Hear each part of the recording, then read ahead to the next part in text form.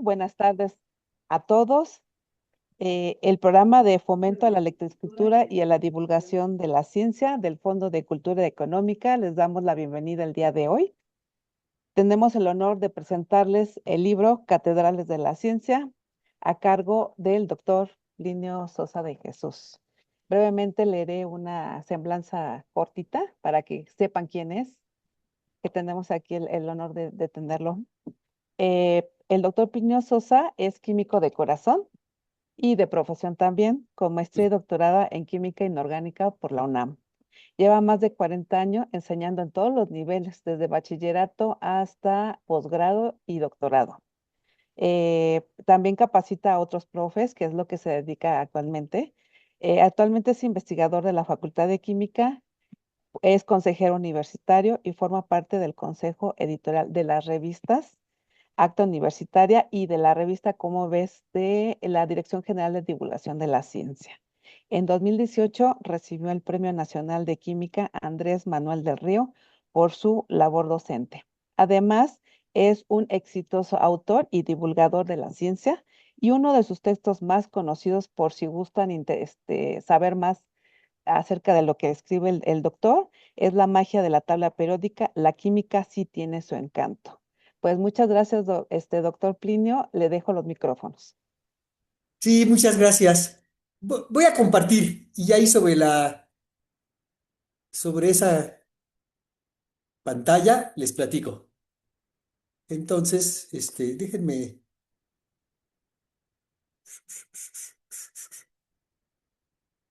Aquí estoy. Nada más para que se vea así la entradita. Ok. Pues muchas gracias, Lore, muchas gracias por la invitación. No, imagínense, el Fondo Cultural de Cultura Económica, perdón, pues es sensacional. Sí, entonces, para mí es un honor y un gusto, un placer, pues poder estar con ustedes, ¿no? Poder platicar un poquito de estas cosas. Sí, a mí lo que me pidió Lore fue que platicara de este libro maravilloso que se llama Catedrales de la Ciencia, ¿no? Y son las personalidades y rivalidades que forjaron la química moderna. Básicamente es lo que ocurrió en el siglo XX, ¿sí? O sea, que las cosas más importantes, o bueno, las que escogió el autor, Patrick Coffey, que pensó que era algo que cambió y que fue importante en el asunto de entender la química, de entender de qué se trata la química. Entonces, de eso les voy a hablar. Bueno, las catedrales son los temas, ¿sí? Los temas y eh, vamos a hablar de los iones, ¿no? Que son partículas cargadas eléctricamente, del equilibrio químico, ya les platicaré eso, de electroquímica, del enlace químico, de la industria química, porque algunos de estos investigadores no solo hicieron su trabajo en las universidades, sino que también en las empresas, de ácidos y bases. Vamos a hablar también un poco del amoníaco, cierta participación de ellos en las guerras mundiales, ¿no? Quizás de uno de ellos es del que voy a hablar más, en ese sentido, del premio Nobel, ¿no? Que es el gran premio para muchas disciplinas y en particular para la química, un poquito de química nuclear y un poquito de química de la vida, ¿sí? O al menos mencionarla. Entonces, esas son las catedrales. ¿Y quiénes son los arquitectos de los que nos habla el autor? ¿Sí? Bueno, pues Svante Arrhenius, Walter Nernst, Gilbert Lewis, Irving Langmuir, Fritz Haber, Karl Bosch, Glenn Seaborg y Linus Pauling.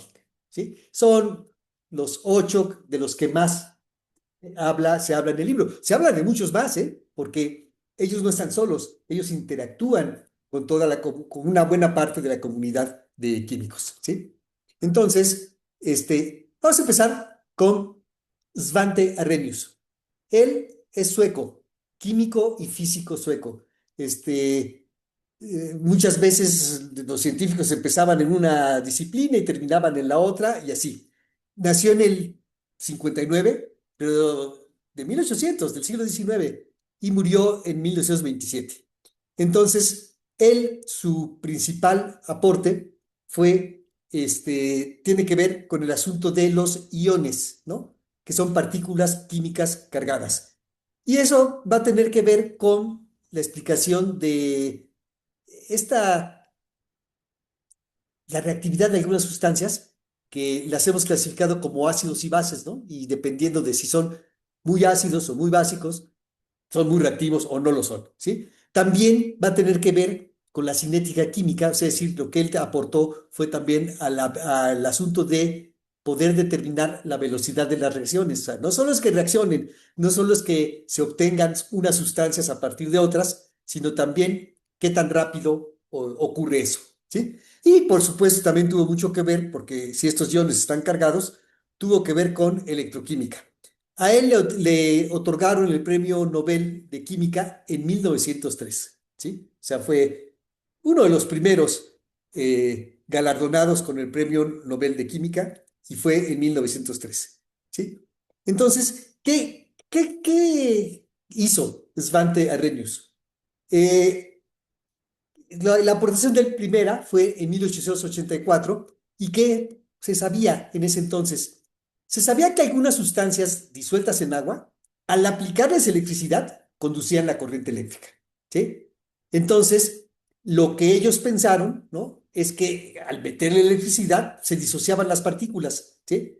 Y entonces la parte positiva se iba para un lado, ¿no? Y la parte negativa se iba para el otro. O sea, la positiva se iba al electrodo negativo y las partículas negativas al electrodo positivo, ¿sí? Entonces, y a esas partículas que viajaban, ¿sí? En la pila, en el agua, pues, ¿no? En el disolvente, les llamaron electrolitos, ¿sí? Electrolitos, litos de piedra y electro de electricidad, como piedritas con particulitas, ¿no? Que viajan. La verdad es que el nombre que ahora utilizamos es iones, ¿no? Bueno, se usa electrolitos también un poco en el ambiente de la electroquímica, pero la palabra ion también es muy bonita porque significa viajero, es el que viaja, el que se mueve, ¿no? Dentro de la pila de electroquímica, ¿no?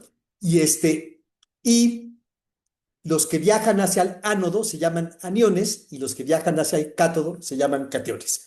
Arrhenius descubrió, fíjense, en su tesis doctoral, que al bajar la concentración aumentaba la conductividad. Entonces dice, pues ¿por qué? ¿Por qué aumenta? O sea, se entendería si al aumentar la electricidad, pero aquí bajas la concentración y aumenta la conductividad. Entonces, él pensó que quizás no es cierto que era la electricidad la que provocaba la disociación de las sustancias, sino que ya estaban disociadas desde el principio, ¿sí? Entonces, pues ya, él dijo, a mí se hace que ahí existen unas partículas que desde un principio, ya están disociadas. Y una vez les digo, porque lo voy a ver un poquito más al rato, cloruro de sodio, ¿sí? Los cristalitos de cloruro de sodio, los de la sal común que usamos en nuestra casa, en nuestra comida, ¿sí? Allí lo que hay son iones cloruro negativos y iones sodio más positivos, pero están disociados, ¿sí? Están formando una red en la cual se están atrayendo y repeliendo esos, ¿no? Los positivos y los negativos, ¿sí? Bueno, pues ¿qué creen? Que en otros países, aquí no se hace en México, pero en otros países se califica qué tan buena o es la tesis o qué tan mala, ¿no? Entonces, bueno, no hay mala, pero hay normal, muy buena y extraordinaria, ¿no? Cum laude. Y entonces a él le dieron como normal, normal. Sí, bueno. Miren, ¿a qué me refiero con lo de iones? Lo que pasa es que hay tres tipos de partículas químicas, ¿sí? De importancia química. Los átomos, los iones y las moléculas. Los átomos son partículas neutras de un solo núcleo y las moléculas también son partículas neutras, pero de varios núcleos, ¿sí? Las partículas que están cargadas son los iones y pueden ser de un solo núcleo o pueden ser de varios núcleos. Pero el chiste es que tienen una carga diferente de cero, ¿sí? Una carga eléctrica, ¿sí? Entonces, los que están cargados eléctricamente son iones, ¿sí? Monoatómicos y poliatómicos. Estos son los que tienen que ver con el trabajo de Arrhenius. ¿Sí? Arrhenius con déjenme regresarme aquí antes de ¿no? Arrhenius no es más, me dejo hasta acá, aquí en sus aportaciones. Ay, no lo puse. Sí, aquí está. Él dio una explicación de cómo reaccionaban los ácidos y las bases. Y él decía, es muy fácil. Los ácidos transfieren iones H+. Y las bases transfieren iones OH menos, liberan OH menos, liberan H más, ¿sí? Entonces hubo una explicación de la reactividad, porque tú podías poner pues, una explicación de qué era la acidez y qué era la basicidad, ¿sí? Es por lo que se le conoce fundamentalmente a Arrhenius. Y ahora sí voy con el siguiente, que es Walter Nernst, ¿sí? Más o menos contemporáneo, ¿no? Porque Arrhenius era 1859, él es un poquito más joven, 1864, no mucho, ¿eh? 5 años, y él era alemán. En esa época, estudiar química había que ir a Alemania, ¿sí? O sea, mismo Arrhenius estuvo en Alemania un tiempo, era colega y rival. Eh, Hoy no, ¿verdad? Hoy quizás aquí en la República Mexicana, alguien quiere estudiar química, igual decide venir aquí a la capital, ¿no? A la Ciudad de México, pero ni así, ¿eh? Porque en Guadalajara hay muy buena química, en Guanajuato hay muy buena química, en Aguascalientes, etcétera, ¿no? No, ya en Monterrey también hay buena química. Entonces, no, ya es otra cosa, pero ahí internacionalmente, alguien que en Estados Unidos decidía, voy a estudiar química, lo que le convenía era irse a Alemania. Y ahí se iba a encontrar con los mejores de la época, ¿sí? Bueno, Walter Nernst fue colega y rival de Arrhenius. O sea, estuvo allí con Arrhenius, más bien al revés, ¿no? Arrhenius fue el que viajó a Alemania, eran colegas, pero tenían sus diferencias respecto al asunto, justamente este asunto de que si las sustancias ya estaban disociadas en iones o no, ¿sí? Sustancia iónica es sinónimo de sal.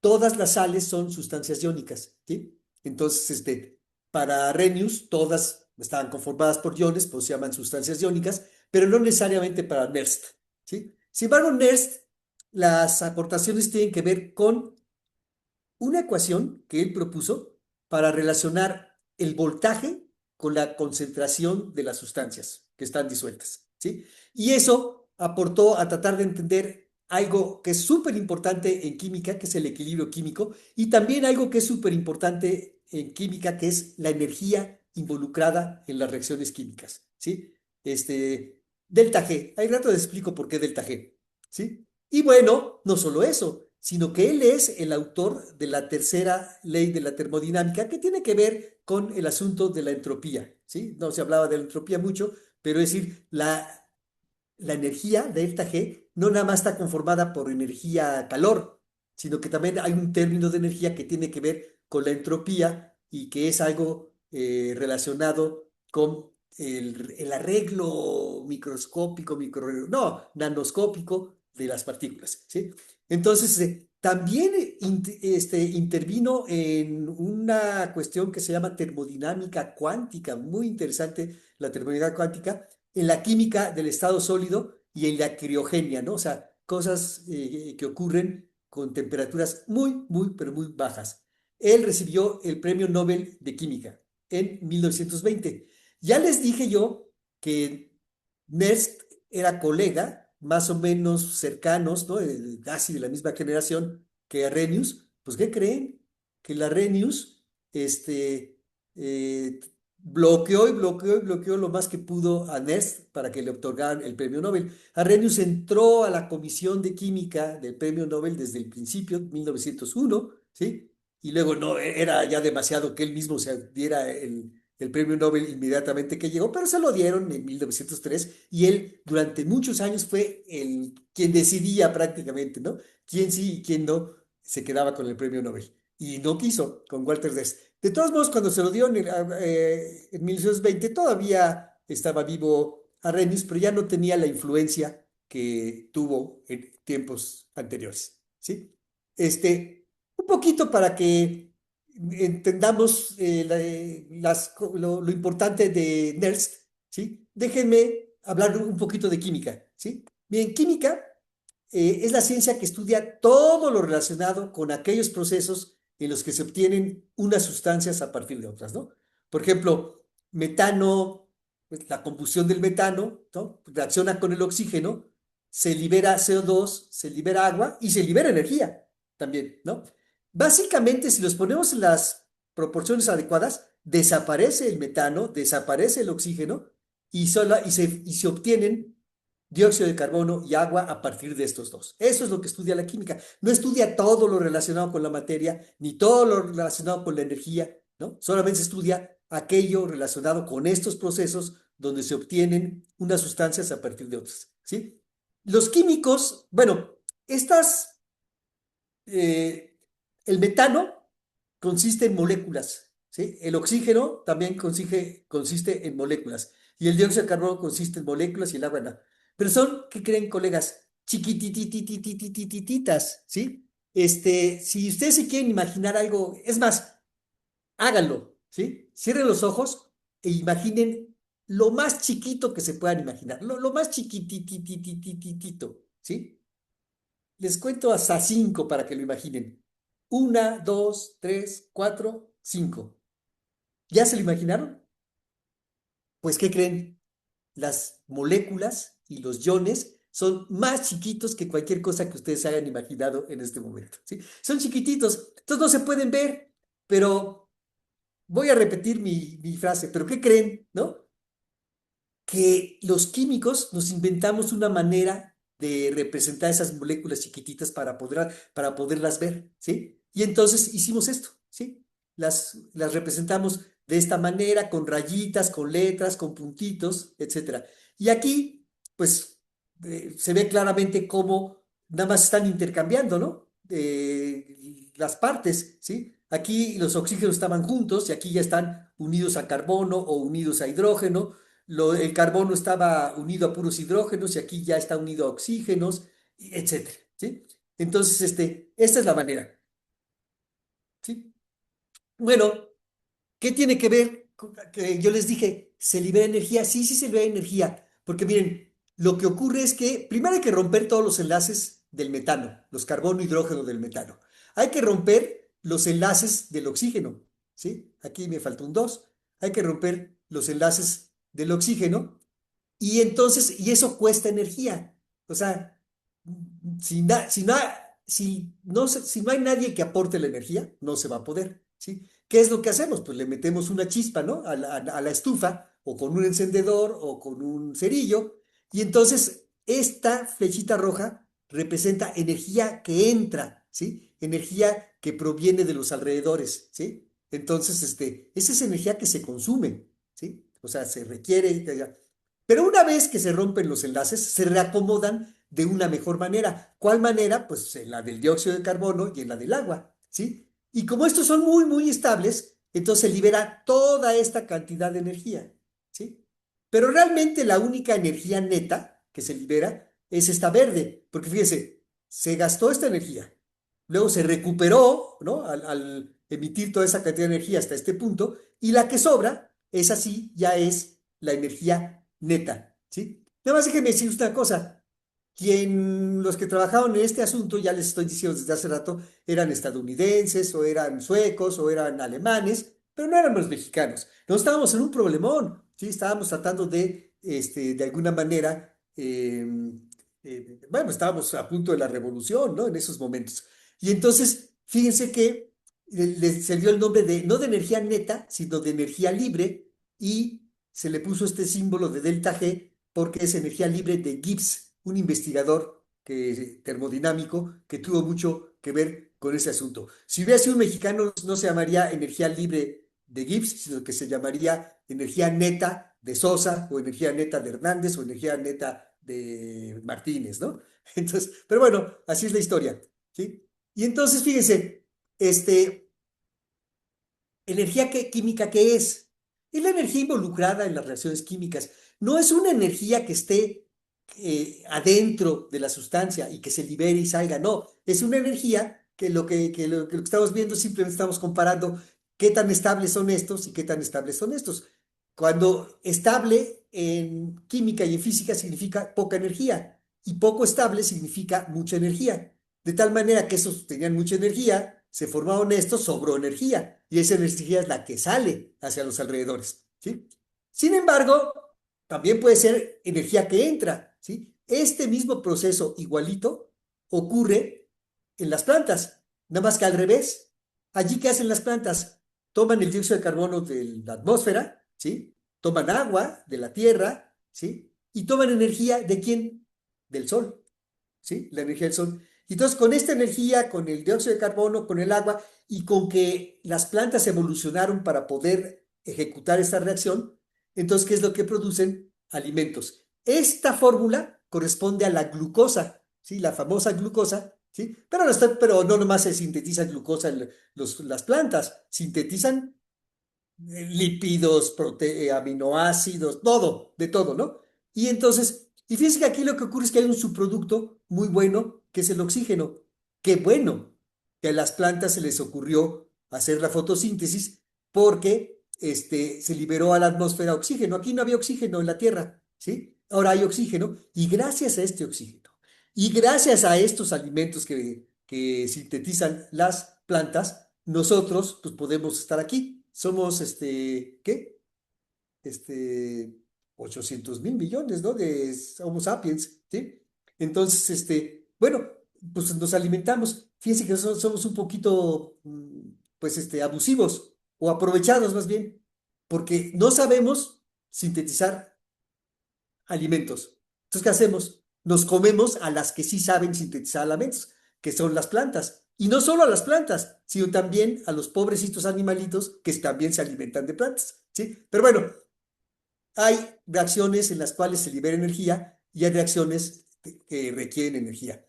Por supuesto que esta en la que se libera energía es importantísima, porque con eso podemos, con el petróleo, que es un combustible igual que la glucosa, pues podemos tener energía y de otras maneras podemos tener energía. Y acuérdense ustedes que buena parte de las guerras de del siglo pasado, de este siglo y desde el siglo XIX es por a ver quién se queda con la energía, ¿sí? Ya tenemos ahorita a nuestro amigo y compadre Trump, ¿sí? Que está haciendo lo que pueda para conseguir el petróleo de otros países. Bueno, fíjense, un caso particular de las reacciones. Ustedes tienen la sustancia A, que no voy a poner su fórmula, la sustancia B tampoco. Reaccionan estas dos y se obtienen C y D. Y hay una cosa curiosa. C y D, cuando están en el matraz, se encuentran, chocan y reaccionan. Y ahora se forman E y F. De tal manera que lo que ocurre es lo siguiente, ¿sí? C y D son producto, pues también son reactivos, pues realmente lo que hay es una sola reacción, que es A y B, que producen E y F, ¿sí? Estas más bien serían como dos etapas, dos pasos de la reacción, ¿sí? Porque esta en cuanto se forman, reaccionan y forma S. Y ahora les voy a platicar otra, ¿sí? A y B reaccionan y se forman C y D. C y D, ¿no? Reaccionan entre sí, pero ¿qué creen? Que lo que producen son A y B otra vez. O sea, A y B da C y D. C y D producen A y B. ¿Sí? Entonces, esta es una reacción reversible. O sea, ya no podemos hacer esto como si fuera aritmética o como si fuera álgebra, sino que tenemos que ponerlo de otra manera. Y vamos a usar dos flechitas. Una flechita dice A y B producen C y D y la otra dice C y D producen A y B. O sea que ya no podemos hablar de productos reactivos. Tenemos que hablar de las sustancias que están a la izquierda y las sustancias que están a la derecha. ¿Ok? Y entonces esto, eh, estamos hablando aquí de una reacción reversible. Estas son reacciones reversibles. ¿Ok? Y estas eh, están reaccionando eternamente. Voy a ponerlo así exagerado, eternamente. Sin embargo, sí hay un fin. O sea, sí termina la reacción. Porque hay un momento en que la velocidad a la que C y D reaccionan para dar A y B y la velocidad a la que A y B reaccionan para dar C y D es igual. Cuando eso ocurre, ya no cambia nada, ¿no? Porque todo, al mismo tiempo que se forman A y B, se forman C y D, y entonces ya la cantidad que había del lado derecho es la misma, bueno, perdón, ya no cambia, y la cantidad que había de A y B ya no cambia. Puede ser que al final haya más de C y D que de A y B, o sea, más productos que reactivos, ¿sí? Y entonces vamos a decir que el equilibrio está desplazado a la derecha. O al revés, puede ser que haya más A y B y entonces el equilibrio va a estar desplazado hacia la izquierda, ¿sí? Entonces, bueno, eh, ¿cómo evaluamos ese equilibrio químico. Aquí ya volví a poner a la sustancia A, a la sustancia B, pero ya puse sus coeficientes estequiométricos, ¿no? Ya la balanceé, ¿no? Entonces, tantas moles de A reaccionan con tantas moles de B, se obtienen tantas de C y tantas de D. Y entonces encontraron que para cada reacción reversible hay un número, ¿sí? Eh, asociado, ¿no? Que la determina, que te dice de qué reacción se trata. Y simplemente no hagan mucho caso de esto. Esto que está entre corchetes significa concentración, ¿sí? Concentración, concentración. Entonces, básicamente lo que mide esta constante es concentración de los productos, o sea, cuántas moles por litro, ¿no? De C, cuántas moles por litro de D, ¿sí? Y cuántas moles por litro de A, cuántas moles. Y entonces, básicamente estamos comparando cantidad de producto en el equilibrio y cantidad de productos, perdón, de reactivos en el equilibrio. C minúscula, D, A y B minúsculas son los coeficientes estequiométricos y esta es la ecuación que se encontró en aquella época. Bueno, entonces miren, está padre porque si yo conozco la constante de equilibrio, que se puede conocer, está ya en las tablas, ya lo hicieron algunos otros, entonces, yo si le saco el logaritmo, porque esta cosa va a ser una potencia de 10, por ejemplo, 10 a la menos 5, o 10 a la menos 6, o 10 a la 3, ¿no? No sé. Y entonces, y eso lo multiplico por una constante y la temperatura, me va a dar la energía que se libera en la reacción, o al revés, la energía que se consume en una reacción. Entonces, ya tengo una fórmula para sacar energía. ¿Qué hizo Nernst? Nernst lo que encontró fue, pues la misma, ¿sí? Nada más que en vez de tener delta G, lo que tiene aquí es delta de voltaje. Esta E le llaman potencial, pero no es otra cosa más que el voltaje. Y entonces, pues lo que relaciona es el voltaje con la constante, ¿no? Con esta constante. Esta Q es idéntica a esta de acá, nada más que esta solamente vale para el equilibrio. Y aquí esta Q es para cualquier momento. Entonces yo puedo rápidamente, sabiendo cuánto pongo de reactivos y cuánto pongo de productos, puedo saber qué potencial me va a dar. O al revés, puedo medir el potencial y de ahí obtener la concentración de productos y de reactivos. Entonces, súper, súper, súper importantes. Está aquí, ¿qué más hay? Está la constante de Faraday, ¿no? Que tiene que ver con número de electrones número de coulombs, ¿no? Por segundo, tiene que ver número de electrones, etcétera, ¿no? Y este cociente de reacción, que es la Q, les digo que en el equilibrio son iguales, pero no necesariamente tiene que ser igual. Entonces, esta es la gran aportación de Nernst, ¿sí? Y de ahí derivó todo lo demás que también hizo. Y ahora voy con Gilbert Newton Lewis, ¿sí? Acuérdense que, no sé por qué, pero en inglés esta EW se pronuncia U, ¿sí?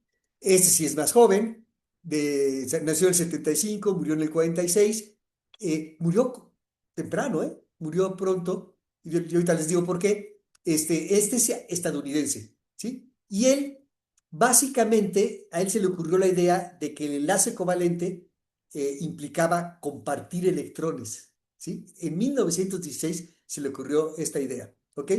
Entonces, a él se le ocurrió la idea de que era compartir electrones. Una cosa rara, porque ¿cómo van a compartir electrones si los electrones son negativos, ¿no? Y quizás lo que haya sean atracciones y repulsiones entre positivos y negativos, ¿no? Positivos los núcleos, negativos los electrones. Pero él dijo, no, sí se comparten, ¿no? Y se puso muy necio con eso. Y entonces él dio otra definición de ácidos y bases, otra, ¿sí? Ahorita la voy a ver un poquito más adelante.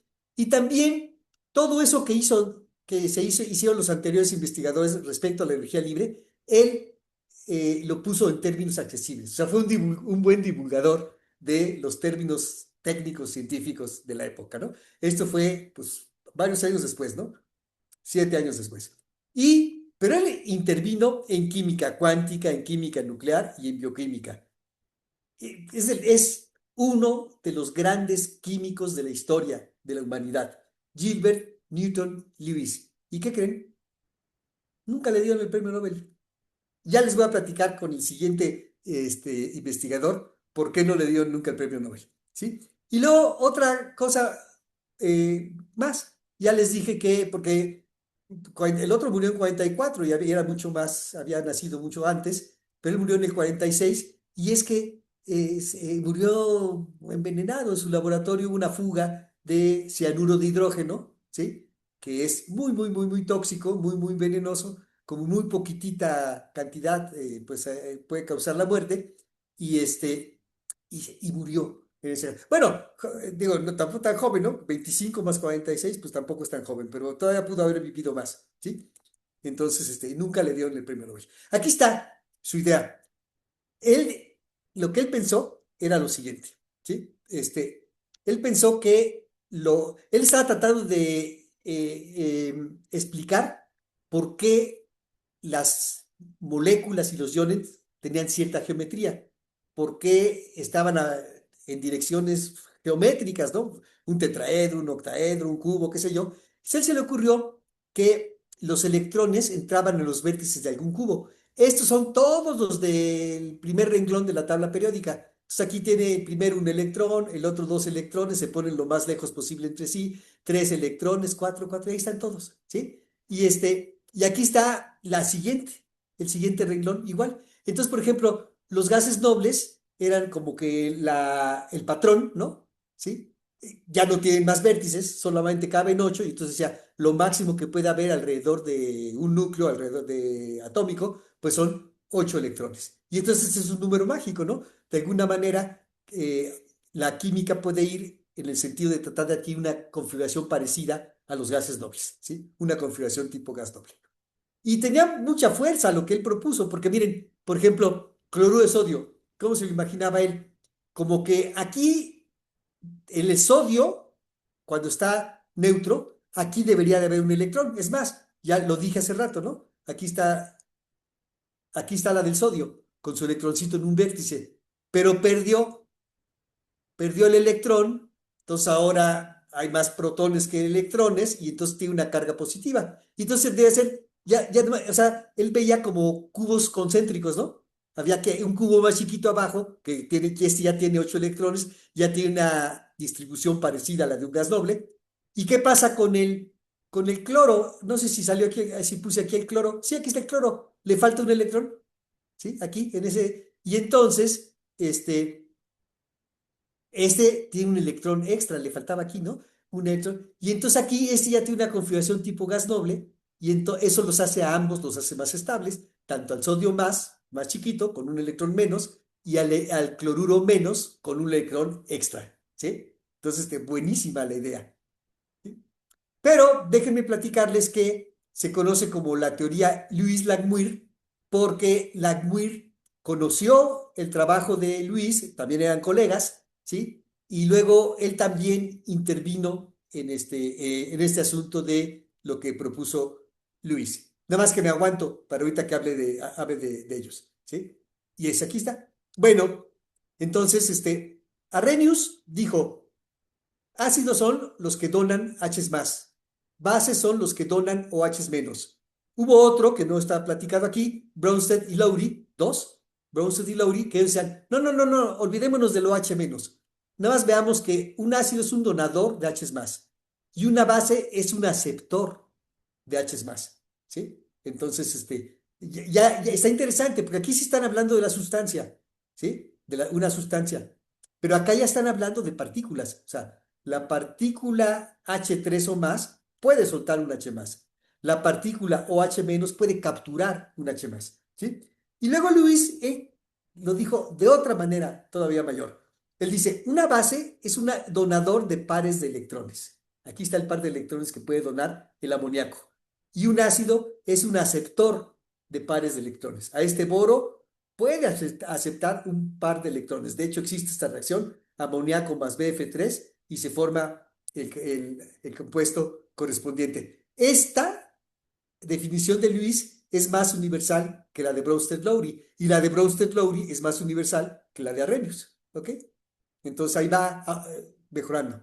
Entonces, y fíjense, a partir de aquellos cubos de Lewis, después esto se fue modificando, fue evolucionando y terminó en las famosas estructuras de Lewis, ¿sí? Que son así.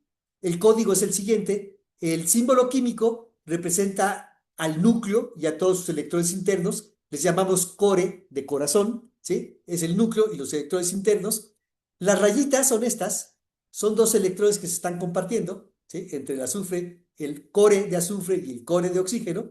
Y los puntitos, cada puntito es un electrón interactuando con un solo core, ¿sí? Entonces, ya, así hablamos los químicos, así nos entendemos. Y algún día, si tengo tiempo, les platico de un armenio que conocimos y que él no hablaba, él hablaba ruso, no hablaba inglés, nosotros no hablábamos ruso, etc. Y entonces él hablaba armenio y entonces ya cuando pintamos algo así nos entendimos. ¿Sí? Bueno, ahora sí, Irving Langmuir, más joven, del 81, murió en el 57, yo nací en el 58, ingeniero metalúrgico estadounidense, pero él no se fue hacia el área industrial directamente, sino que más bien se fue a estudiar química y fue discípulo de Walter Nernst, ¿ok? Ahí aprendió mucho de electroquímica y mucho de iones, etcétera, etcétera, y lo hizo su doctorado en física y química. No se integró nunca a una universidad, sino que él trabajó en la General Electric toda su vida, ¿sí? Él mejoró las bombillas de Edison, ¿no? Y ¿por qué se le ocurrió rellenarlas con algún gas que no reaccionara con el metal, ¿no? El tungsteno, y entonces le daba más vida a las bombillas, los focos de antes, ¿no? Que había. También intervino en todo este asunto del alto vacío, ¿no? Que es con eso las televisiones de antes, ¿sí? Eran, ¿cómo se llama? Eran unas pantallotas grandototas que adentro había un tubo realmente al alto vacío y así es como se generaba las imágenes de la televisión.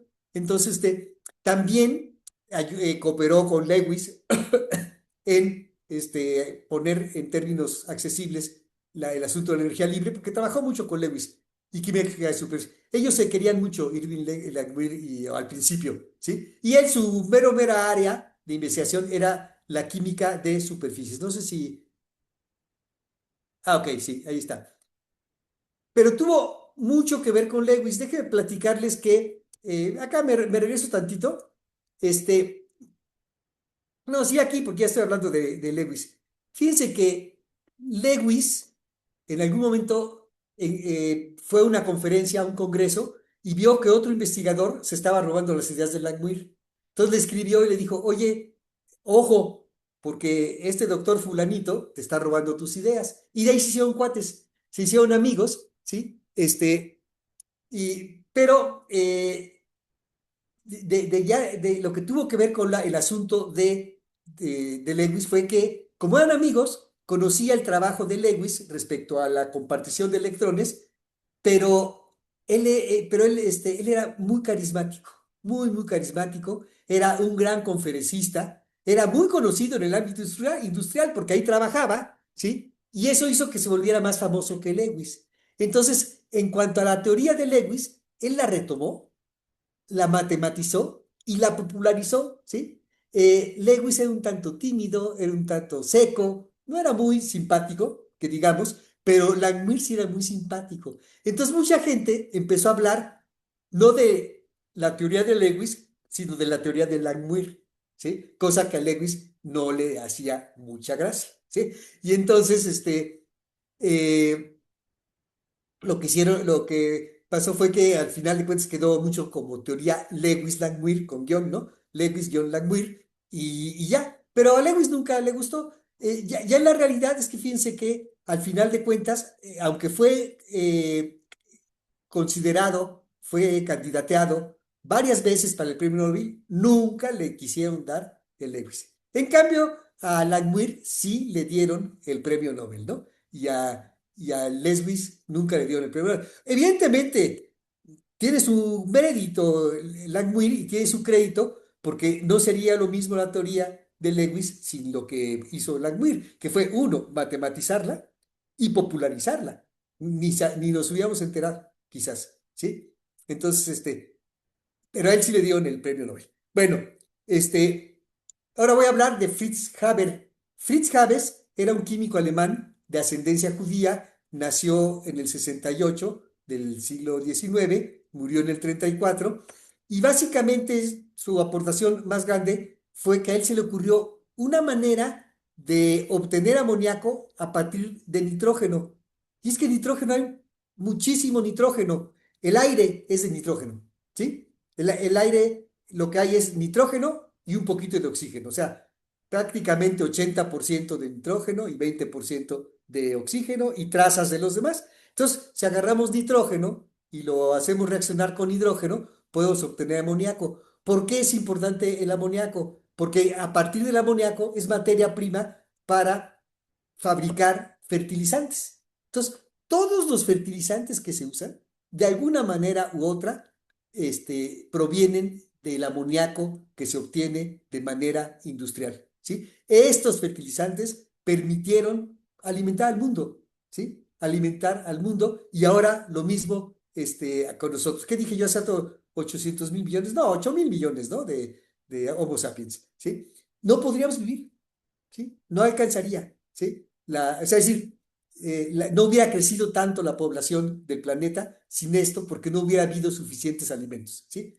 Ahora, las dos caras de la ciencia, ¿no? Y las dos caras de la moneda. El amoníaco también es materia prima para sintetizar explosivos, ¿sí? Y entonces, obviamente, se pueden usar en la minería, pero también se pueden usar para la guerra. Y se usaron para la guerra porque en 1900, no, cuando inició la Primera Guerra Mundial, el gobierno se acercó a Haber y le pidió que le ayudaran para poder producir en gran escala explosivos, ¿sí? Entonces fue la gran cosa, al principio, porque los aliados no tenían los mismos explosivos que tenían los alemanes y tuvieron mucho éxito con los explosivos que hizo, ¿cómo se llama? Fritz Haber, el padre de la guerra química, no solo explosivos a base de amoníaco, sino que también fue el creador del gas cloro, que también es espantoso, ¿no? Que también crea, o sea, mucho daño, causa mucho daño. Él estaba casado con Clara Immerwahr, no sé cómo se pronuncie, Immerwahr, y ella no le gustó cuando se enteró lo que estaba haciendo su esposo, pues ella no le gustó y a final de cuentas se suicidó, ¿sí? Dada el que no pudo aguantar que su esposo hiciera cosas para matar gente, ¿sí? Entonces, déjenme decirles que de todos los que he hablado, menos ¿cómo se llama? De Langmuir, todos los demás, workaholics. No les importaba nada más que su trabajo, incluyendo Haber. Entonces abandonaban, o sea, no le hacían caso a la esposa, no le hacían caso a los hijos, estaban metidos en el laboratorio todo el tiempo, lo que les interesaba era más publicaciones, más reconocimiento, etcétera.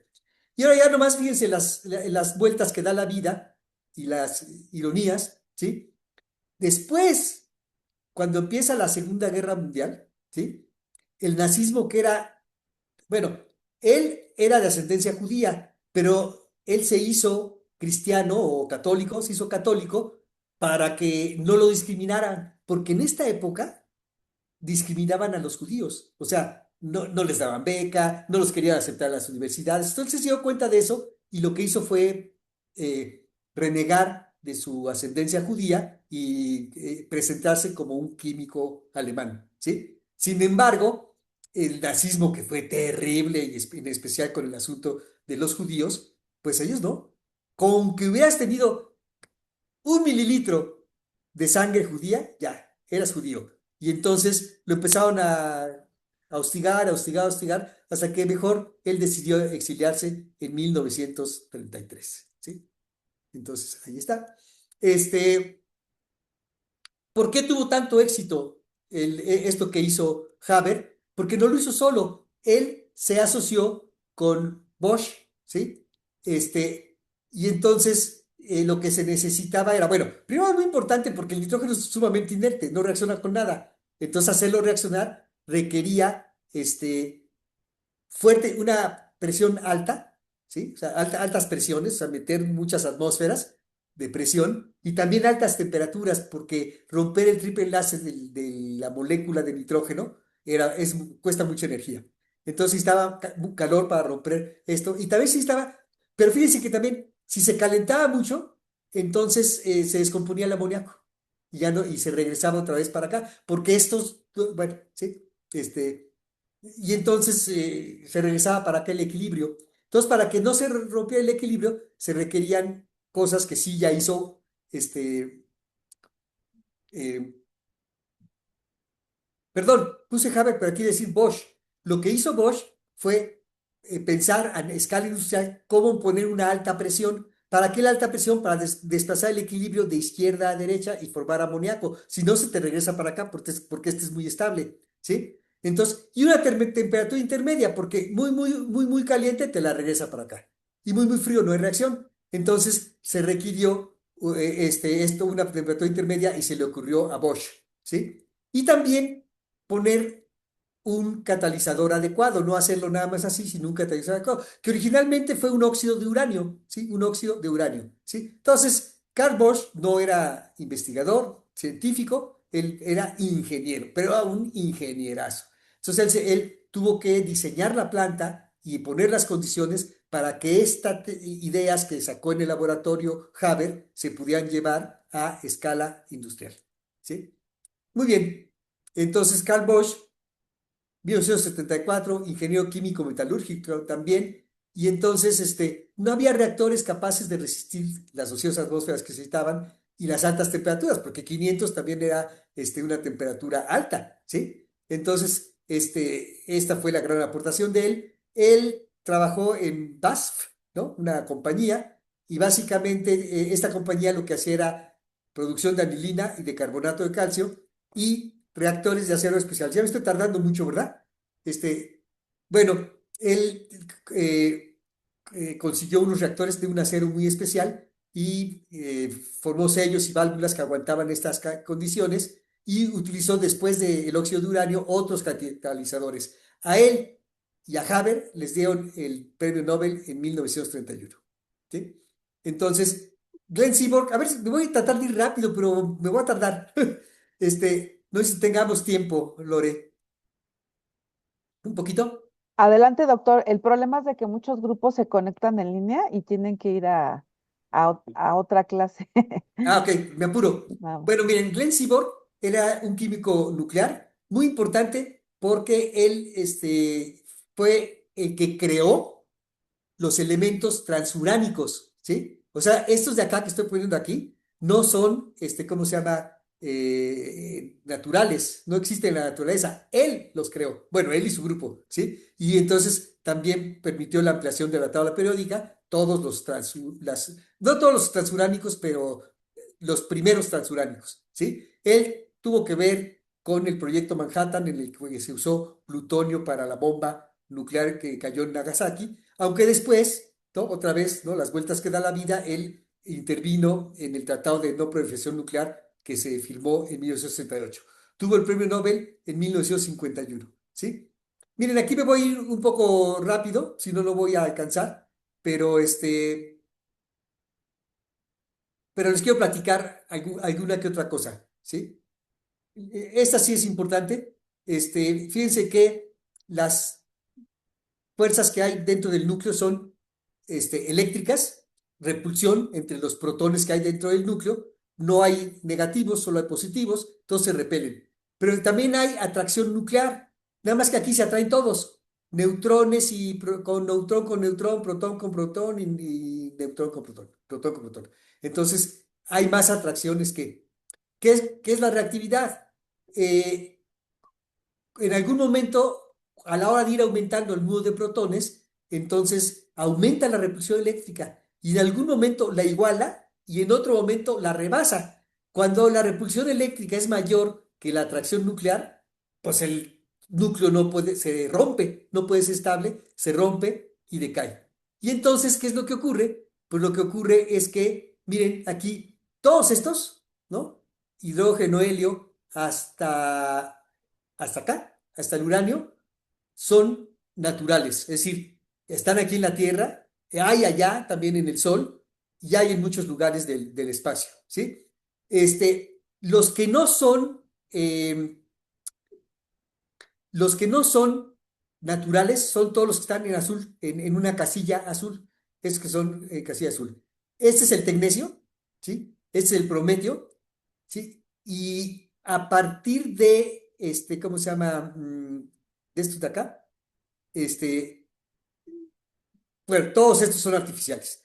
Los que sintetizó Seaborg son estos, ¿sí? Todos estos, él tuvo que ver con la síntesis. Fíjense cuántos son: uno, 2, 3, 4, 5, 6, 7, 8, 9, 10. De los 118 elementos de la tabla periódica, 10 los sintetizó con reacciones nucleares Seaborg. O sea que súper, súper importante. Entonces, todos los que están de alguna manera, em, bueno, ya, los dejo ahí. Esos son artificiales. ¿Sí? Y luego vengo rápidamente con Pauling. Pauling, su principal aportación fue que explicó la naturaleza del enlace químico y para ello tomó en cuenta un parámetro que él mismo propuso, que él mismo inventó, que es la electronegatividad, y explicó la geometría molecular que quería explicar Lewis con sus ideas de la naturaleza del enlace químico, y también eso le permitió hablar de cómo son las proteínas, de la estructura de las proteínas. Él se ganó 2 premios Nobel, uno en química en el 54 y el premio Nobel de la Paz en el 62. A ver si puedo rápidamente. No, esta me la voy a saltar, ¿sí? Entonces también esta me la voy a saltar para que ustedes puedan ver. Y miren, eh, lo voy a poner, lo voy a explicar con esta, ¿sí? Fíjense que dependiendo de en dónde se encuentra un elemento en la tabla periódica, podemos saber qué tan grande es o qué tan chiquito es, ¿sí? El tamaño crece de arriba a abajo y de derecha a izquierda, ¿sí? Y y, o sea que en otras palabras, aquí están los elementos que son muy grandotes y acá están los elementos que son muy chiquitos. O sea, arriba a la derecha están los elementos chiquitos y abajo a la izquierda están los elementos grandotes. Fíjense una cosa interesante. Estos grandotes es muy fácil quitarles un electrón, ¿sí? En cambio, es muy difícil que ellos capturen un electrón, ¿sí? La I es energía de ionización y lo que mide es qué tan difícil es quitarle un electrón. Entonces, a los chiquitos es muy difícil quitarle un electrón. La A se llama afinidad electrónica y es qué tan fácil es que estos capturen un electrón. Como son muy chiquitos, capturan fácilmente un electrón. Y en cambio, estos no capturan electrones fácilmente porque ya son muy grandotes y hay mucha repulsión eléctrica. ¿Y quién es esta G?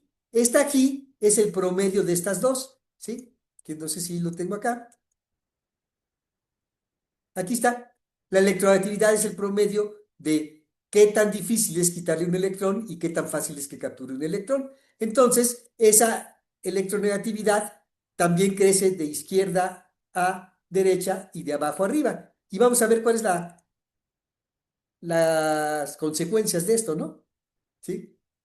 Bueno, esto me lo voy a saltar otra vez porque me interesa más que ver eso. Miren, cuando los dos núcleos son idénticos, eh, la mecánica cuántica nos dice que no podemos decir exactamente dónde está el electrón, pero que sí podemos decir una zona grandotota de dónde se mueve el electrón. Se llama un dominio electrónico. Aquí está el dominio electrónico. Es grandísimo, ¿eh? Porque esta distancia de aquí a acá, si fuera de este tamaño el core, el núcleo de hidrógeno, esta distancia sería de una cancha de fútbol. No, de 7 canchas de fútbol. Grandísimo, ¿sí? Y el electrón se mueve en todo, los dos electrones que se están compartiendo se mueven acá. En cambio, cuando son diferentes, el dominio electrónico, la zona donde se mueven el par de electrones que se está compartiendo, se distorsiona. Y en vez de algo con forma de bola, de balón de fútbol americano, es esta que tiene como forma de cono. De esa manera, lo que ocurre es que el electrón pasa más tiempo del lado del cloro que del lado del hidrógeno. Y entonces el, aparece un polo eléctrico negativo del lado del cloro y un polo positivo del lado del hidrógeno. ¿Yo saben qué digo? Yo no digo polo eléctrico, yo digo polito, porque no es chiquitito, menos punto 17 más punto 17. ¿Sí? Son politos eléctricos. Y entonces, ¿qué pasa cuando hay dos moléculas polares se acercan? ¿Cómo las acerco? Aumentando la presión, comprimiendo, ¿sí? O cómo también le hago, pues bajándole a la energía cinética, o sea, bajando la temperatura. Y entonces, si pasa demasiado cerca y muy despacito, ¿qué es lo que puede ocurrir? Ay, caray. Boing, eso es lo que puede ocurrir. Y entonces, Si yo hago eso, comprimo y le bajo la temperatura, puedo pasar el gas, que es cloruro de hidrógeno, pasarlo a fase líquida, ¿ok? Y entonces yo puedo explicar con la interacción que hay entre partículas vecinas, yo puedo explicar, por ejemplo, los estados físicos de las sustancias y de los materiales, puedo explicar quién se disuelve con quién y un poquito de reactividad, y creo que así ya estoy terminando. Entonces, miren, el estado gaseoso sería así, cada quien por su lado y ya, ¿no? O sea, no hay interacción entre ellas. En cambio, el estado líquido están todas juntas, ¿sí? Y se mueven todas juntas. Sí se mueven, todas juntas, se ven todas juntas. Y en el caso del estado sólido, están juntas pero no se mueven, no cambian de posición. En el lugar donde que les tocó estar, ahí se quedan. Aquí en el caso del hielo, por la geometría de las moléculas del agua, se forman estos huecos que hacen que el hielo flote, ¿sí? En el agua. Y luego me explica también solubilidad, ¿sí? Donde la regla de oro es que similar disuelve a similar. ¿Similar en qué? Pues similar en polaridad. Polar con polar sí se disuelve, no polar con no polar sí se disuelve, iónica con polar sí se disuelve, porque lo iónico es como el colmo de la polaridad, pero las cruzadas no. Iónica con no polar no se disuelve y polar con no polar no se disuelve. Y entonces aquí están, ¿no? Estas tres sí y estas dos no. Este, ok. Miren, también me explica por qué la sal se disuelve en agua. Pues ¿por qué? Porque esto es el cristalito del cloruro de sodio. Aquí están un sodio rodeado de puros cloruros, ¿no? Uno adelante, uno atrás, uno a la derecha, otro a la izquierda, uno arriba, otro abajo. Esto lo hace muy estable, ¿sí? Y así está también los cloruros, con uno atrás, uno adelante, uno a la izquierda, uno a la derecha. Está lo mismo. Y eso por eso hace que crezca indefinidamente el cristalito y que lo podamos ver, ¿sí? Y entonces, ¿qué pasa cuando lo vierto en un vaso con agua? Cuando lo vierto en un vaso con agua, llegan las moléculas de agua y secuestran a los sodios más, ¿no? Usando su parte, su polito negativo, o se llevan al cloruro utilizando sus politos positivos, ¿sí? Entonces ahí hay, yo le llamo secuestro express, y pues claro, se deshace el cristal, ya no alcanzamos a ver iones y moléculas, ya no vemos el granito de sal y parece que desaparece, ¿sí? ¿Y cómo explicamos la reactividad? Pues muy fácil, ¿no? Si tenemos un enlace polar como que esta parte es positiva, esta parte es negativa, si llega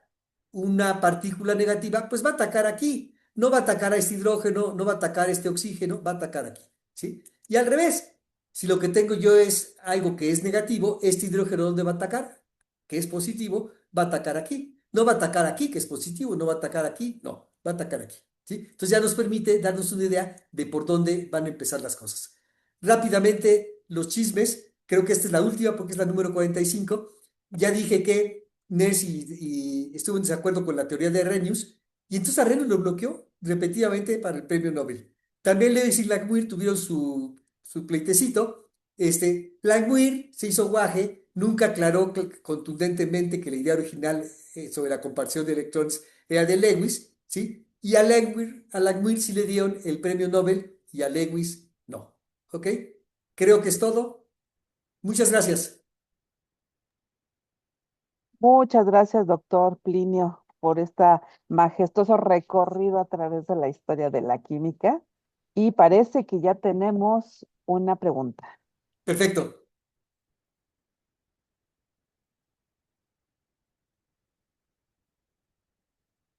Está apagado tu micrófono, Aldair. Ahora sí ya puedo. Bueno, muchas gracias, doctor. Pues más o menos usted la contestó, pero queremos ahondar un poco más en esto de por qué a Gilbert Newton Lewis no le dieron el premio Nobel y a su compañero sí se lo dieron. ¿Por qué fue exactamente? ¿Cree usted que fue porque él tenía como más carisma que Lewis? ¿O por qué cree que haya sido? Pregunta Sí, esto, Bárbara del CECIT 10.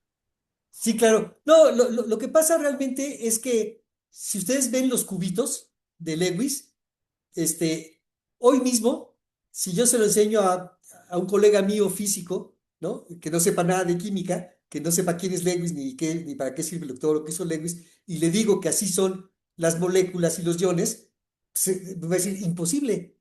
porque no pueden estar estáticos los electrones, se tienen que estar moviendo. Y dos, no pueden estar a una cierta distancia sin que se atraigan y se colapsen contra. Entonces aquí fue mucho la influencia de los físicos. Los físicos no creían en la estructura de Lewis y por eso nunca lo quisieron. Cada vez que lo nominaron para el premio Nobel, volvieron a discutir y otra vez volvieron a decir, no, no, no, es que exactamente así que tú digas, no, no creemos que sea así, ¿no? Entonces, ya cuando realmente, pues, sí, bueno, después en cambio con Langmuir, lo que yo no he dicho aquí es que no nada más hizo eso, ¿sí? Langmuir fue toda una figura, bueno, Lewis también fue una figura que no nada más hizo eso, hizo muchas cosas, ¿sí? Pero pero nunca se lo quisieron dar distintas comisiones del premio Nobel. Y en cambio a Langmuir, él era súper conocido, súper famoso, y a él sí, aparte de lo del modelo de Lewis, se lo dieron por las otras cosas que también hizo. Ujú. Aquí alguien me preguntaba algo sobre el catalizador de Haber.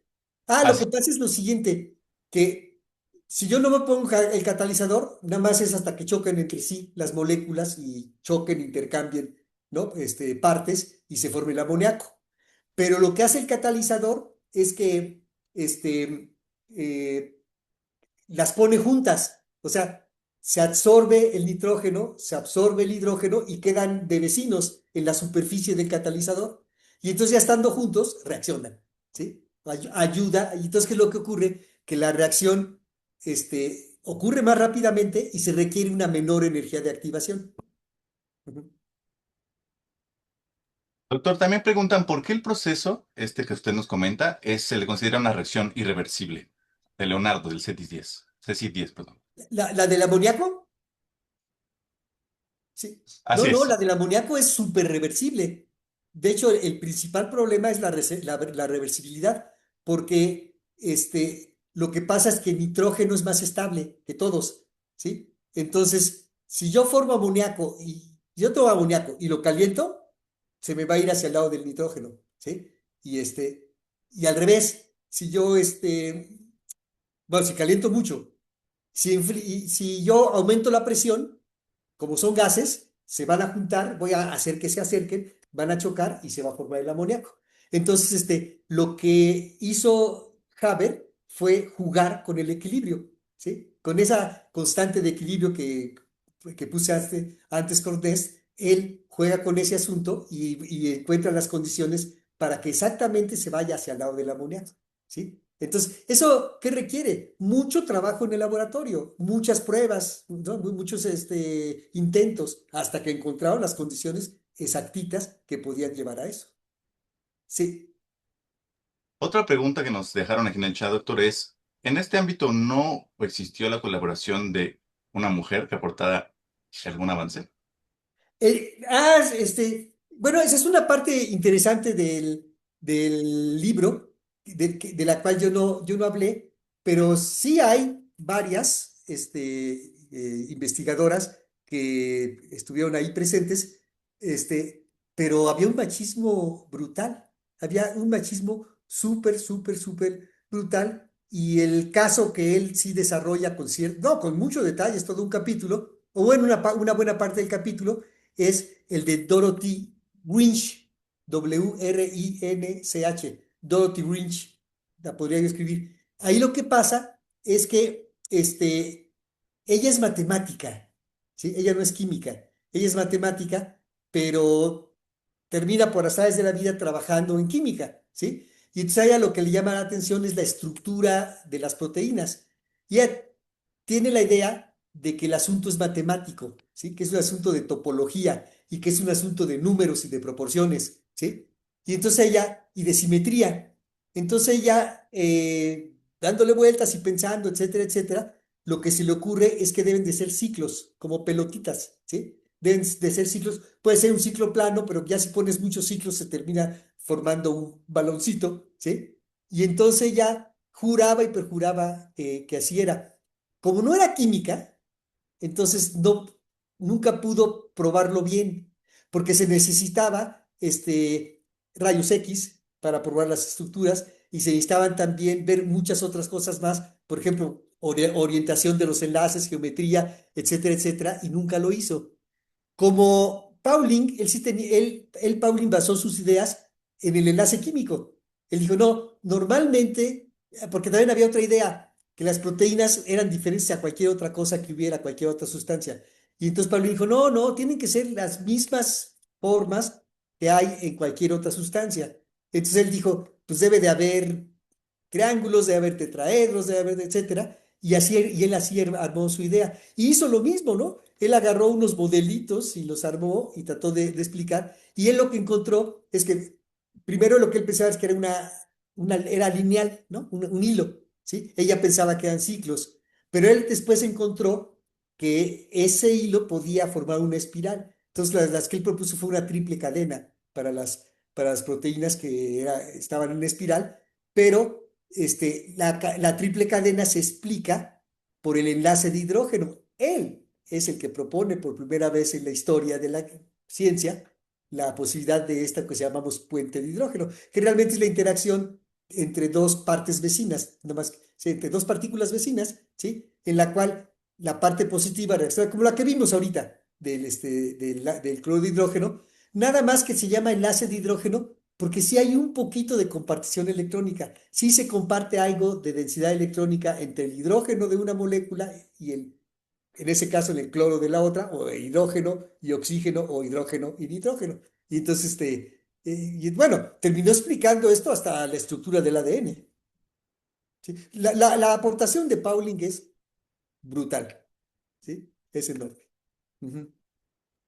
Chévere, doctor, chévere. Chévere, muy Respecto. chévere.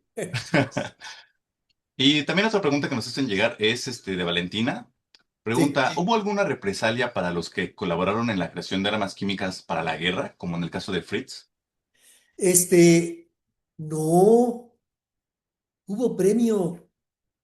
El premio Nobel se lo dieron cuando todavía estaba la Primera Guerra Mundial, en plena Primera Guerra Mundial. Sí, sí. Entonces, o sea, bueno, hemos estado viendo últimamente cómo se dan los premios Nobel, ¿no? O sea, tenemos un caso más que reciente sobre que a veces no es técnico ni científico, sino político, ¿sí? Entonces se lo dieron. Obviamente eso, pues, a favor de los alemanes, ¿no?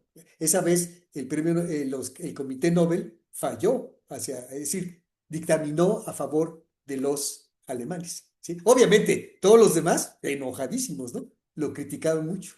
Y luego a ese que le dieron premio Nobel, después lo despreciaron y obligaron a que este, se exiliara. Terrible. ¿Sí? Bueno, déjeme decir una cosa. Otra parte de la que habla aquí el autor, en la que habla el libro, es que todos se alinean en la Primera Guerra Mundial. En las guerras se alinean, ¿sí? Los alemanes se van con Alemania, ¿sí? Y también los occidentales, los aliados, se van con sus países, ¿sí? Entonces, Lewis y Langmuir trabajaron del lado de los aliados. Ya puse que Seaborg trabajó del lado de los aliados y Haber y Nernst trabajaron del lado de los alemanes, ¿sí? Déjenme decir algo personal. Yo siempre cuando me enteré de la participación de alemanes y no alemanes en lo de la bomba atómica en la Segunda Guerra Mundial, yo decía, pero ¿cómo? ¿Cómo puede un científico aceptar esto, no? Pero ahora que la veo cerca, colegas, porque las amenazas están muy, muy, muy cerquita. O sea, no es es la amenaza de que, oye, si no haces lo que tú digo, pues yo me meto y yo lo hago, ¿sí? Que afortunadamente o sea, ha sido muy fuerte con Venezuela y con Colombia, ahora, ¿sí? Pero con México, desde hace rato, ahí está, ¿no? Que es no tan fuerte, pero la espada de Damocles sigue ahí. Y entonces fíjense que sí lo he pensado. Digo, ¿quién sabe si sí se armara la guerra? Pues ahí yo sí tendría que defender a mi país, aunque después los historiadores hablaran mal de mí.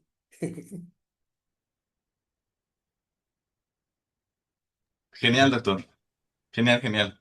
Bueno, para los que no sepan, esta charla gira en torno a un libro que se llama Catedrales de la Ciencia, las personalidades y rivalidades que forjaron la ciencia moderna. Y en ese sentido, doctor, a mí me gustaría preguntarle, pues, ¿cuál es su conclusión? ¿Cuál es lo que le gustaría comentar sobre la lectura de este texto? Si lo quiere recomendar o si no. Y sobre todo, digamos, ¿por qué es ventajoso para los muchachos acercarse a la ciencia y mantenerse alejado como de opiniones o noticias falsas de información que puede, digamos, perjudicarles en su desarrollo? ¿Usted qué opina?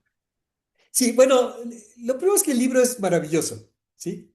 Es muy buen escritor, muy, muy buen escritor, el autor. Y luego hace algo que a mí sí me gusta, que es que no nada más habla de los chismes, sino que también habla y explica la química, ¿sí? Entonces, explica muy bien el proceso Haber-Bosch, explica muy bien lo que hizo Nernst, explica muy bien a Pauling. De Pauling habla más que de lo que de la electronegatividad, habla mucho más de cómo se le ocurrió la estructura de las proteínas, ¿sí? Y etcétera. Entonces, pero, entonces a mí me parece muy bien porque habla de eso y entonces tú puedes, sin estar en una clase, en un pizarrón, viendo jeroglíficos, que es como enseñamos la química nosotros, ¿sí? Que nos deberíamos de hacer eso, ¿sí? Vas aprendiendo algo de química y no más de química, sino de ciencia en general. Si algo tiene este libro es que te muestra cómo se hace la ciencia. No es cierto que sea un sabio allá subido en una torre de marfil, él solo y su alma, pensando en el mundo, ¿no? No, no es así. La ciencia es una actividad humana, es una actividad histórica, es una actividad, ¿cómo se llama?, colectiva, una actividad transgeneracional. Sí, ahí se ve con una claridad enorme cómo van retomando lo del anterior y cómo además entre ellos, los que están de la misma generación, van intercambiando ideas. Y hay un momento que ya no sabes de quién es la idea, ¿no? Ellos mismos ya no saben de quién fue la idea, ¿sí? Pero no solo eso, también el pleito les da ideas. A la hora de que hay discrepancias, entonces, caray, ¿no? O sea, la hace pensar al otro. Entonces, ¿cómo le hago yo para confirmar la mía y que sea la mía la buena, ¿no? Y entonces tienes que hacer experimentos o al revés, ¿no? O a veces sí dicen, caray, esta idea yo no la había pensado, pero si la incluyo en mi modelo que estoy construyendo, igual sale. Entonces, realmente el asunto de cómo se hace la ciencia, cómo funciona la ciencia, es lo mejor. La otra cosa que importa, ya dije que es una actividad humana, pues si es una actividad humana, pues tiene que haber fobias, tiene que haber enojos, tiene que haber envidias, tiene que haber pleitos, y además tiene que haber también ayudas, aportes, compañerismo, y no, ¿no? Porque todo eso hubo también. Acuérdense que Lewis le avisa a Langmuir que le están plagiando sus cosas, ¿no? Y lo que pasa es que aquí en particular, este, sí son ellos, humanos, ¿no? Como todos nosotros, como sapiens, pero son de un ego extraordinario. No, no es el ego que tenemos nosotros. Todos tenemos nuestro ego. No es el ego que. No, no, no. Un ego de veras enorme, ¿no? Hay algo que no les dije, ¿sí? Les dije que Arrhenius, que cuando hace el doctorado, le dan una calificación de una tesis normal, ¿no? Para el doctorado. Pues le dieron el premio Nobel por las ideas que expuso en esa tesis. Y en su discurso Nobel, de cuando recibe el premio Nobel, dice, oigan, ¿qué creen? Que fulanito y sutanito, que eran mis sínodos, cuando presenté eso, dijeron que esto no valía para nada. Y miren, me saqué el premio Nobel. No se le olvidó en 40 años, no se le olvidó. Siempre los tuvo en la mira y cuando pudo, ¡pum!, los balconeó. Entonces, terribles. También Pauling, en algún momento quieren recontratar a Dorothy Bridge, ¿sí?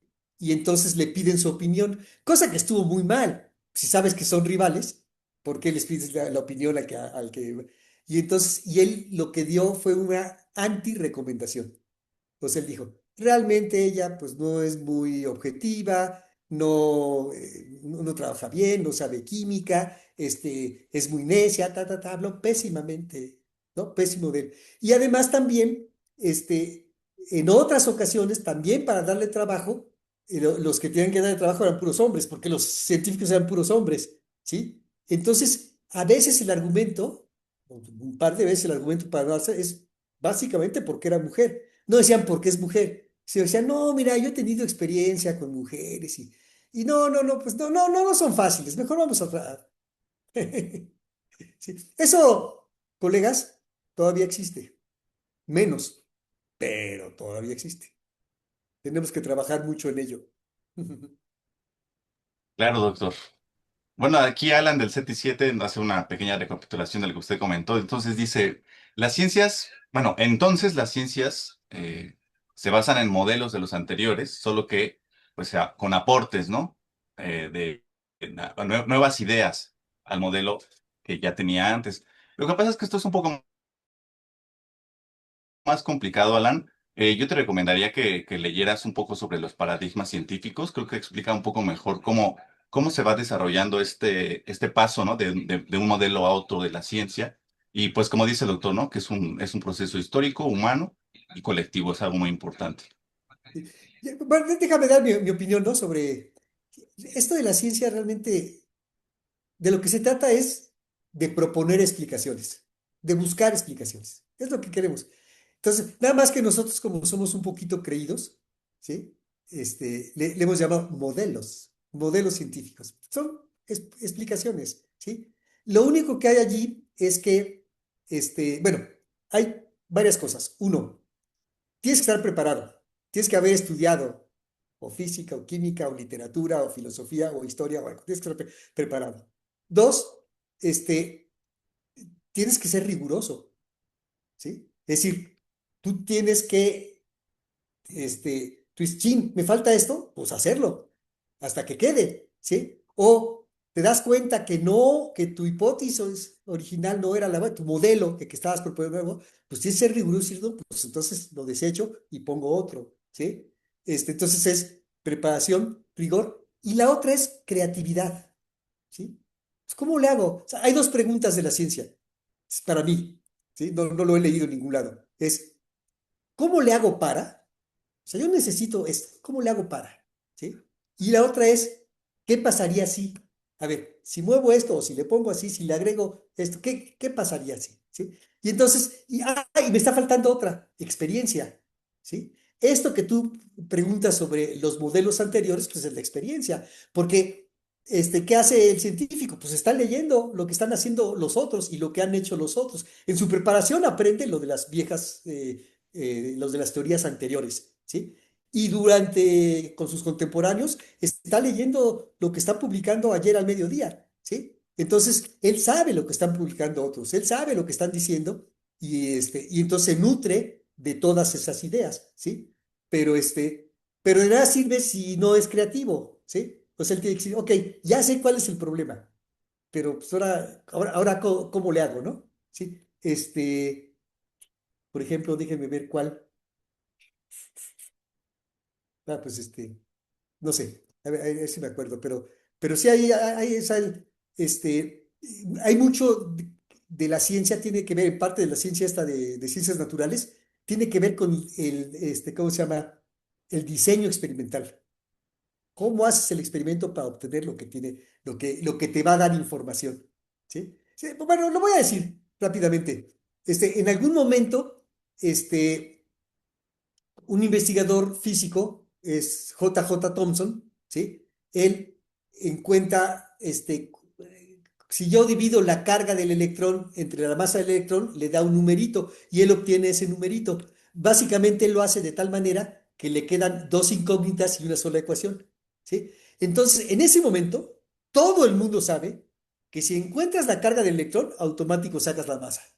O que si encuentras la masa del electrón, pues ya nomás despejas y sacas la carga, ¿sí? Y entonces, ahora, ¿qué hacen todos?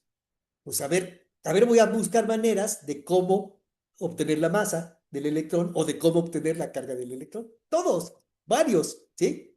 Solo a uno se le ocurrió, a Millikan, ¿sí? Millikan lo que hizo fue que con un spray hacía gotitas de aceite y las dejaba caer, las jala la gravedad y ponía un campo eléctrico en contra de la gravedad y lo que hacía era detenerlas, o sea, le ponía un voltaje tal que hacía que se detuvieran las partículas o inclusive que cayeran, pero no con aceleración, sino con velocidad constante.